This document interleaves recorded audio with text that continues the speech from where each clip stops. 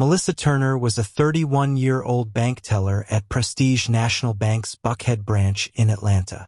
With 6 years behind the counter and a personnel file that her supervisors had quietly flagged and consistently failed to act on, 3 formal complaints from minority customers, 3 incidents, 3 times the word resolved, stamped over something that was never actually fixed.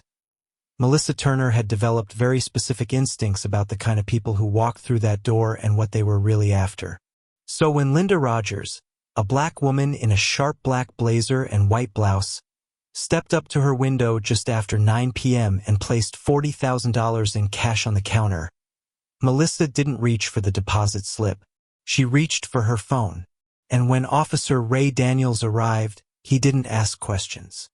He crossed the lobby in 8 seconds, grabbed Linda's wrist, and snapped handcuffs onto the woman standing in front of him. The same woman whose framed photograph hung on the executive wall of every single one of the 412 Prestige national branches in this country.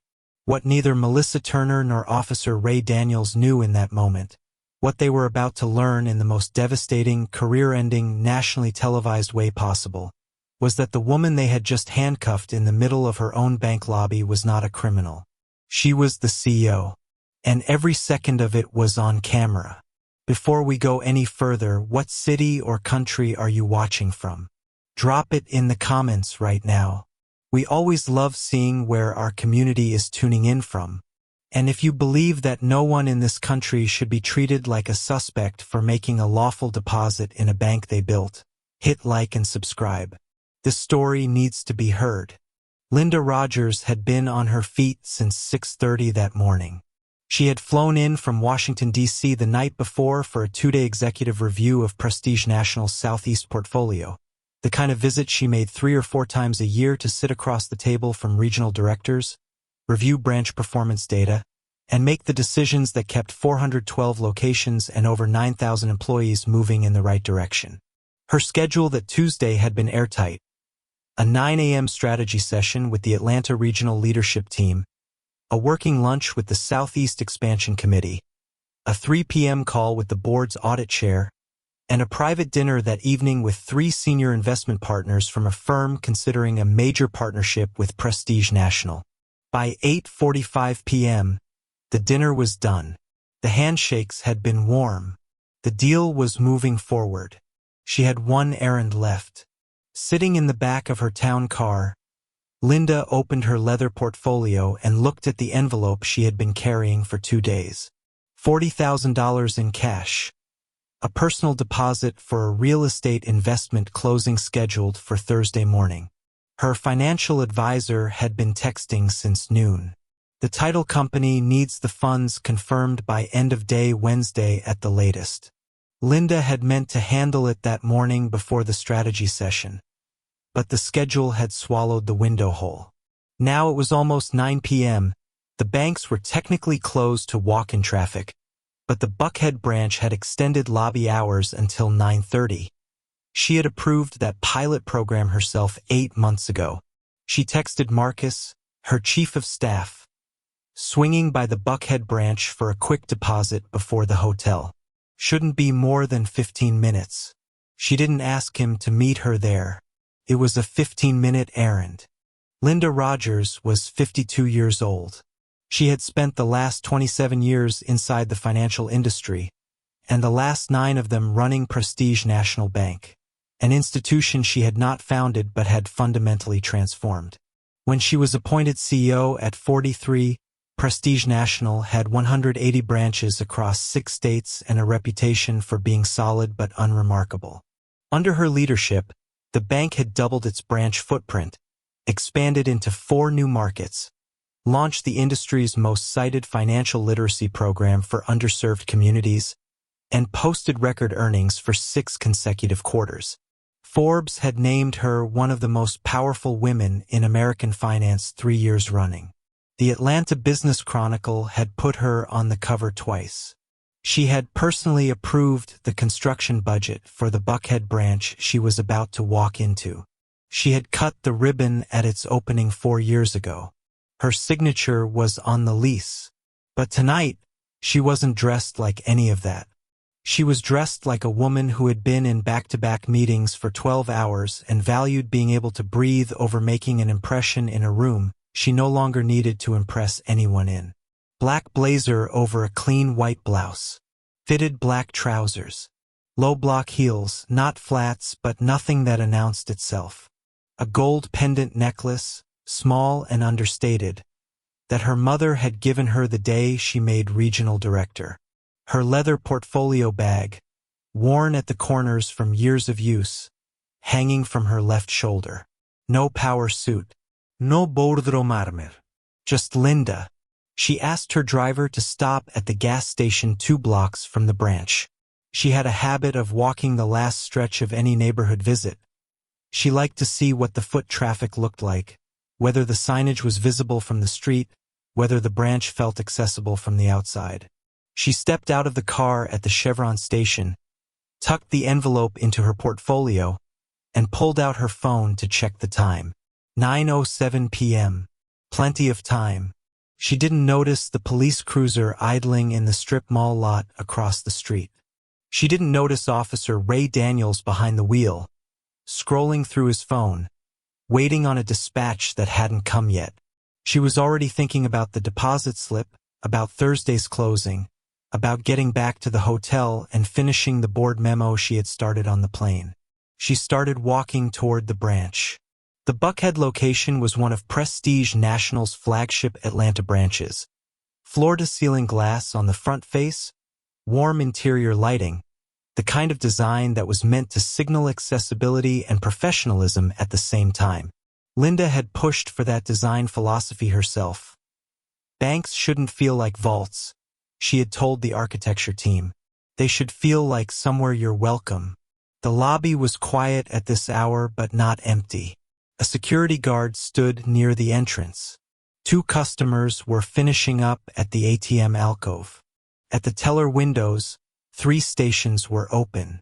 Linda scanned the space with the same professional reflex that never fully switched off, even at 9 p.m. after a 14-hour day. Lobby clean. Wait time 0. One of the customer service placards was slightly crooked. She made a mental note. She joined the short queue and waited. Melissa Turner had been working at this branch for 6 years. She had come in as a part-time teller fresh out of community college and worked her way to senior teller. A title that meant, in practice, that she handled the largest transactions and the most complex customer issues. She knew the branch's regular customers by name and by account type, and she had developed, over those 6 years, a set of assumptions that she had never once been asked to examine. She knew what a high-value customer looked like. She knew what a large cash deposit looked like when it was legitimate. And she knew, in the way that bias always insists it is simply instinct, when something didn't add up. She looked up as Linda approached the window. Her eyes moved from Linda's face to her blazer to her worn leather portfolio bag and back to her face. The practice teller's smile that had been in place 30 seconds earlier cooled by exactly 1 degree, enough that you'd miss it if you weren't paying attention. Linda had been paying attention to rooms like this her entire life. She didn't miss it. "Good evening," Linda said, setting her portfolio on the counter. "I'd like to make a cash deposit." Melissa's voice was even. "Account number or card?" Linda opened the portfolio and placed her Prestige National Private Banking card on the counter. Then she opened the envelope and set the cash down. $40,000 in neatly banded stacks, organized and counted. The way a woman who has handled serious money her entire career handles serious money. Melissa looked at the cash. She looked at it for a long time. Long enough that Linda noticed. Long enough that the moment tilted. "That's a significant amount of cash for a late-night deposit," Melissa said. Her tone was professional. Her meaning was not. "It is," Linda replied, "and I'd like to get it deposited before you close. Can we move forward?" Melissa didn't reach for the cash. She leaned back slightly in her chair. "I'm going to need to ask you a few questions first." Her eyes moved over Linda again. The blazer, the portfolio, the heels, and settled with faint but unmistakable skepticism. Where is this cash coming from? Linda had made hundreds of deposits over her career at branches across 17 states. No teller had ever led with that question. Not once. She kept her voice level. It's personal funds for a real estate closing on Thursday. I'd like to deposit it into my account. That's the transaction. Can you process it? Melissa's jaw shifted almost imperceptibly. I need to verify your identity before we go any further. She nodded at the card on the counter. I need a government-issued photo ID. Linda glanced to her right. The customer who had been ahead of her in line, a white man in his late 40s, business casual, depositing what appeared to be a similar stack of checks in cash, had been processed in under 3 minutes. No questions about origin. No request for a second ID. A smile and a receipt. She looked back at Melissa and placed her driver's license on the counter without a word. Melissa picked it up. She studied it. Her eyes moved from the license to Linda's face and back again. She read the name printed clearly on the card. Linda A. Rogers. She didn't recognize it. In 6 years at a prestige national branch, she had never once clicked through to the executive page of the bank's own internal portal. She didn't know what the CEO's name was. She didn't know what she looked like. And so she looked at the woman in front of her. The blazer, the worn bag, the quiet composure that Melissa had decided to read not as confidence but as concealment. And she made a decision.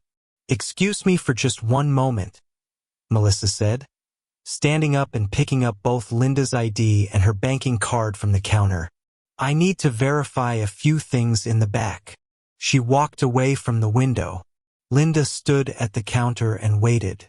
1 minute, then 2, then 5. The cash still sat in its neat stacks on the counter, untouched, under the overhead light.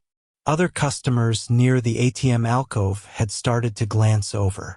The teller 2 windows down kept her eyes on her own screen and said nothing. The security guard near the entrance shifted his weight and looked at the floor. At the 7-minute mark, Linda checked her watch. 9:19 p.m. In the back office, Melissa Turner was on her phone. Her voice was low and tight and absolutely certain. I have a black woman at the Prestige National Branch on Peachtree Road in Buckhead trying to deposit $40,000 in cash. I believe it could be stolen money or drug money. She doesn't match the account. She doesn't look like someone who would have this kind of cash. I need you to send someone. She gave the address. She hung up, and she stayed in the back office and she waited. Linda stood at the counter for another 4 minutes. Then she heard it before she saw it. Tires on the pavement outside, a car door closing with the particular weight of a police cruiser door. She turned her head toward the glass front of the branch. Officer Ray Daniels walked through the door. He was in his late 30s, 11 years on the force. He had answered calls like this before. Suspicious individual, large cash, doesn't fit the profile. And he had learned in those 11 years to trust the people who made those calls. He stepped into the lobby, let his eyes move across the room, and found Linda immediately. She was the only black woman standing at a teller window with cash on the counter and no teller in front of her. He walked toward her. Melissa appeared from the back office at the same moment, moving quickly to her station. She looked at Officer Daniels and then at Linda, and then she said, loud enough for every person left in that lobby to hear her, "That's her. That's the one with the cash." The lobby went still. Linda stood at the counter and looked at the officer moving toward her and the teller who had just pointed at her like a verdict. And she understood with absolute clarity that the next several minutes were going to be worse before they got better. She had been in rooms that tried to make her feel like she didn't belong for 30 years. She had walked through every one of them. She straightened her spine, kept her hands visible, and breathed. Officer Daniels stopped 2 feet in front of her. His hands rested on his belt. His eyes moved from her face to the cash on the counter and back. Mom. Where did that money come from? Linda opened her mouth to answer. He cut her off before she could finish her first sentence, his voice rising above the silence of the lobby. I've been doing this job for 11 years. I know exactly what this looks like. You either explain yourself right now or we're going to have a very different kind of conversation. Linda looked at him.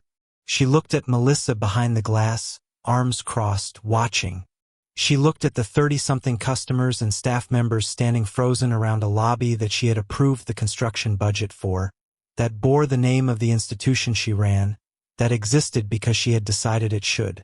She kept her voice steady. She kept her hands still. The money is mine, she said. I earned it. I'm here to deposit it into my account. I don't know what you've been told, but it is not accurate. Officer Daniel's expression didn't shift. People don't walk into a bank at 9 o'clock at night with $40,000 in cash unless something is wrong. He stepped closer. One more time. Where did it come from? Linda looked directly at him.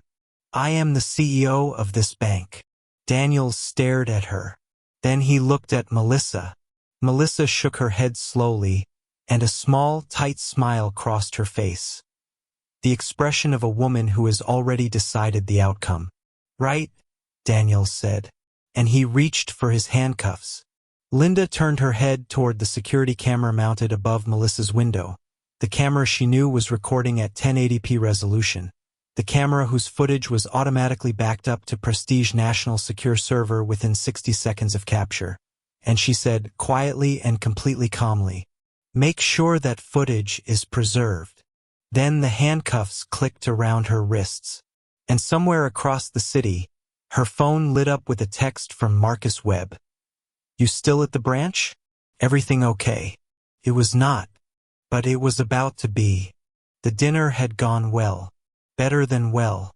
By the time the dessert plates were cleared and the last round of handshakes exchanged in the private room at Bones, Linda Rogers knew the partnership was going to close. She could feel it the way she had learned to feel every room over 27 years in this industry.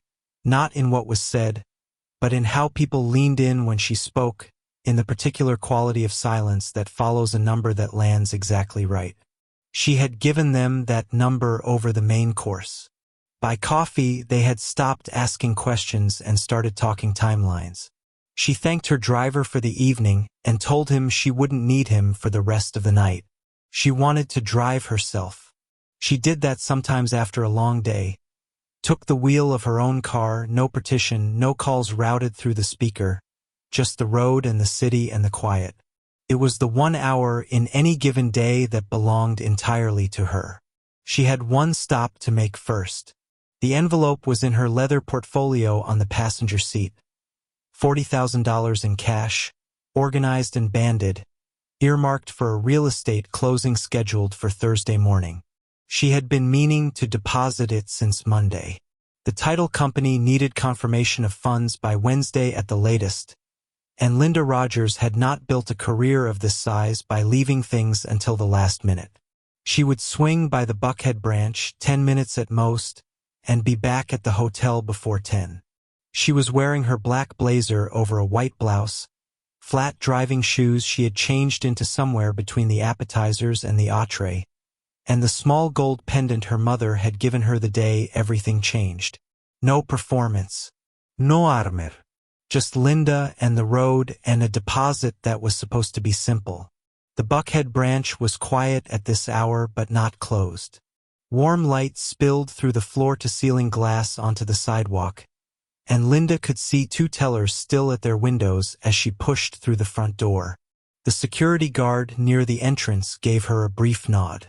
She nodded back and took her place in the short queue, portfolio under her arm, envelope inside it, eyes doing what they always did when she walked into one of her branches.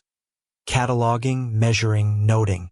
Behind the second teller window, Melissa Turner was finishing a transaction with an older gentleman, processing his withdrawal with the brisk efficiency of someone who had done this 10,000 times.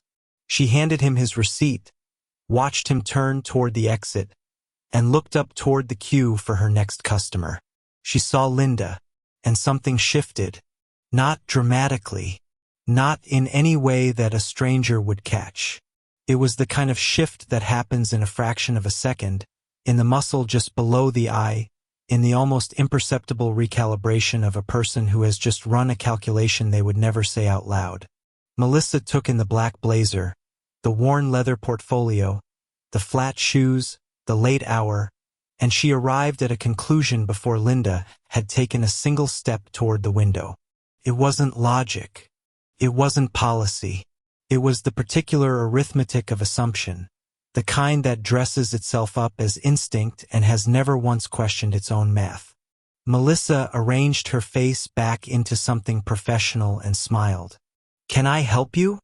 She already knew what she believed the answer was. Linda placed her private banking card on the counter, opened the envelope, and set the cash down in its neat banded stacks. $40,000, organized the way a woman who has moved serious money, her entire career organizes serious money. She slid it across the counter and looked at Melissa and waited. Melissa looked at the cash. She looked at it the way you look at something you've already decided is wrong before you've touched it. Then she looked at Linda.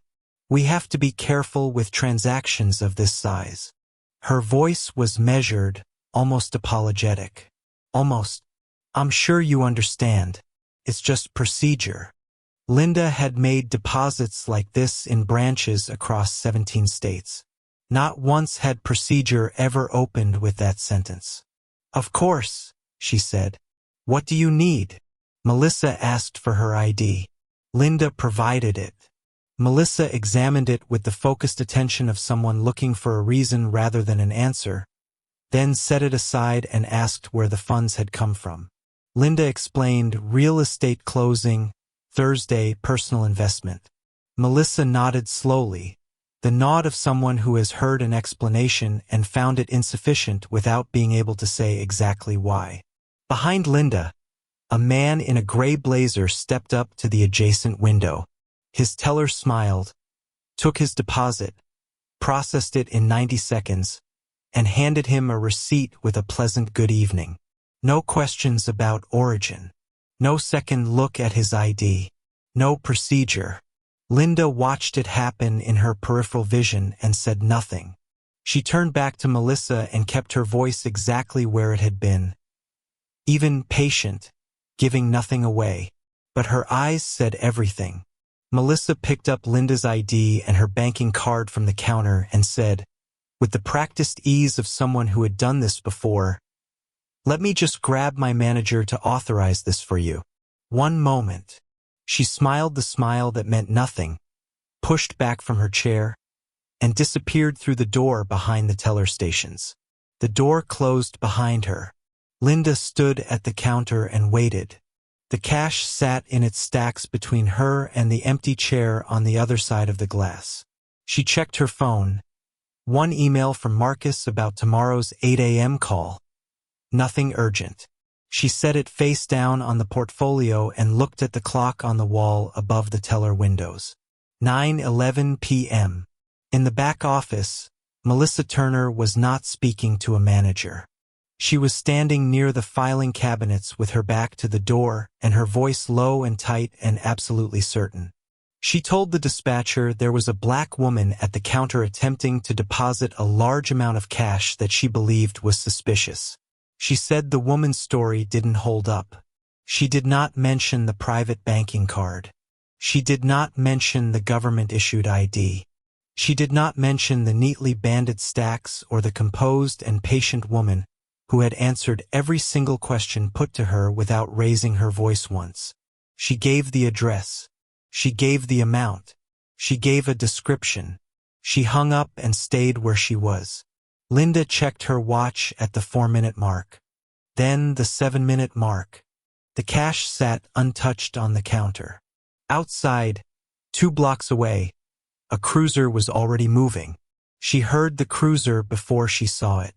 The particular drag of tires pulling to a deliberate stop, the metallic click of a car door swinging open with the unhurried weight of authority. Linda turned her head toward the